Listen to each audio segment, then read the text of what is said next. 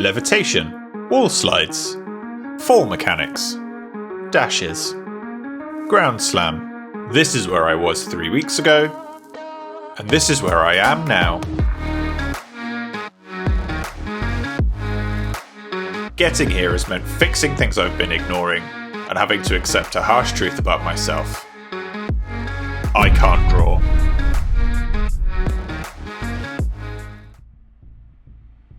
So here's where Devlog 1's left me. The movement was there, levitation, air dash, wall mechanics, fall damage, all technically working. But the game had zero visual identity. No art, no environment, no sense of what kind of world this actually is. This devlog I gave myself 2 goals. Fix what's broken, and figure out what this game looks like. One of those went smoothly.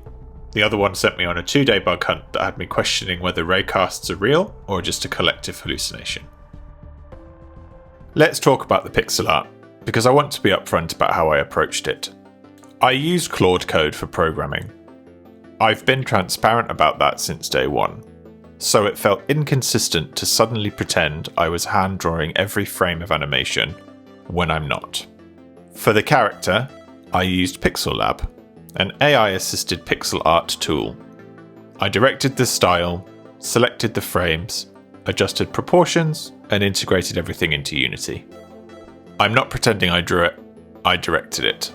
But here's the thing. The pickups, the health potion, the mana crystal, those I did make myself in Aseprite. 6 frames each, looping.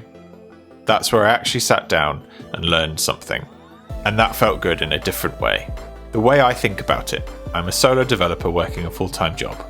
My goal is to ship a game that feels good to play and looks intentional. PixelLab gets me there for the character. Aseprite teaches me the craft on smaller pieces. That's the balance that I'm running with. If it's not your thing, I get it. But I'd rather be honest about my process than pretend otherwise. The mechanics from Devlog 1 was solid. Hold shift to rise, it costs mana, and there's a max height. But it felt disconnected. You'd press shift and the character would just float. No weight, no response, no sense that something magical was happening. So, I added a 3-part animation system. Levitate start, 5 frames of the character rising into the air. Levitate hover, a single looping frame while you're up there, and levitate end, 5 frames of settling back down. And instead of using Unity's animator with transition conditions, I'm calling anim.play directly. Instant response, no blending delays. The result is that every time you hold shift, the game reacts. You see the character rise, you feel the hover. When you release, there's a landing moment. And then I added a jump out of levitation. Press space while hovering and you launch into a full jump. It sounds simple, but it opens up a completely different movement flow. You can hover low, read a gap, then burst upwards. It chains with the dash in ways I didn't plan for, and I immediately started loving it.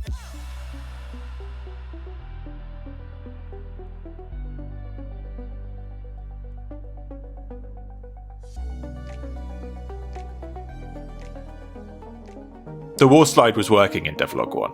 I want to be clear about that. What happened this devlog wasn't a bug that I'd shipped, it was a bug that I'd created. As I started integrating animations and layering in more systems, something broke. The wall slide stopped detecting walls from one side, you'd approach it from the right and it would work fine, from the left or the bottom, and you'd clip straight through to the other side. I spent longer than I'd like to admit looking in the wrong places. Checking the layer masks, the input logic, the rigid body. The code looked correct because mostly it was.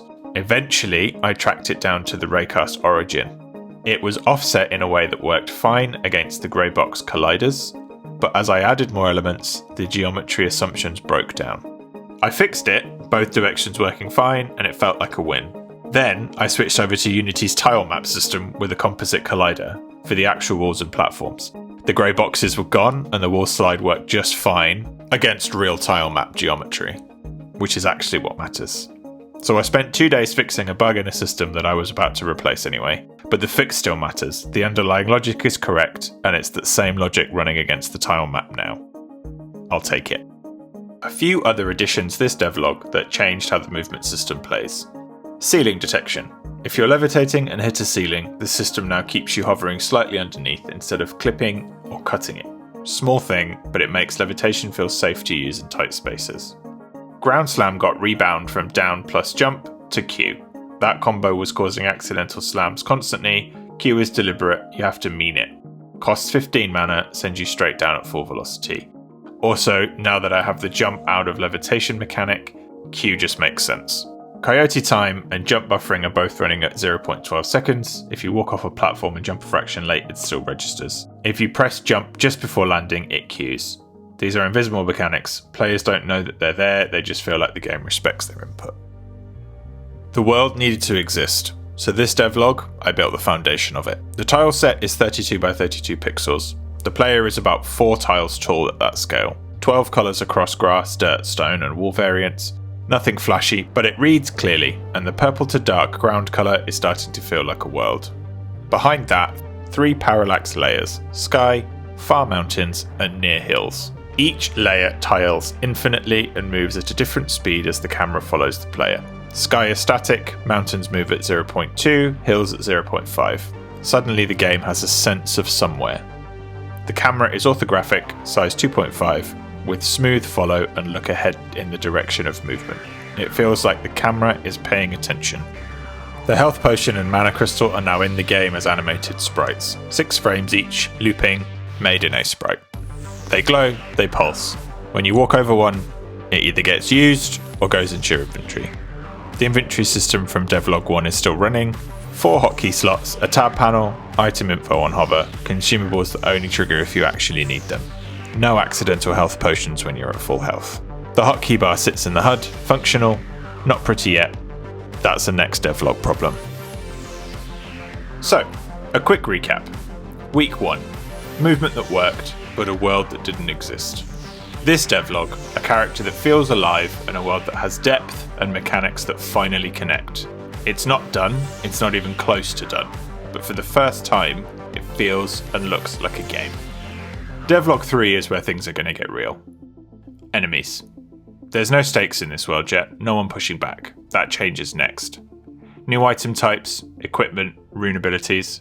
I want the levitation to be one piece of a larger system of powers that you find and combine. Level design. Updraft zones, platforming challenges, spaces that actually reward knowing how to move. A death and respawn system is long overdue, because right now falling into the void is more of an inconvenience than a consequence. The foundation is solid, now I start building something that people can actually play. So, 2 devlogs in, 12 scripts turned into 19, 0 prior pixel art experience turned into a tile set, and 2 animated pickups. I don't know exactly what this game is yet, but I know it feels better every devlog than it did the one before. And for a solo project built in stolen hours, that's enough to keep me going. If you're building something too, feel free to drop a comment. I'd love to know what you're working on. Subscribe if you want to see where this is going. Devlog 3 comes out in about 2 weeks. See you then.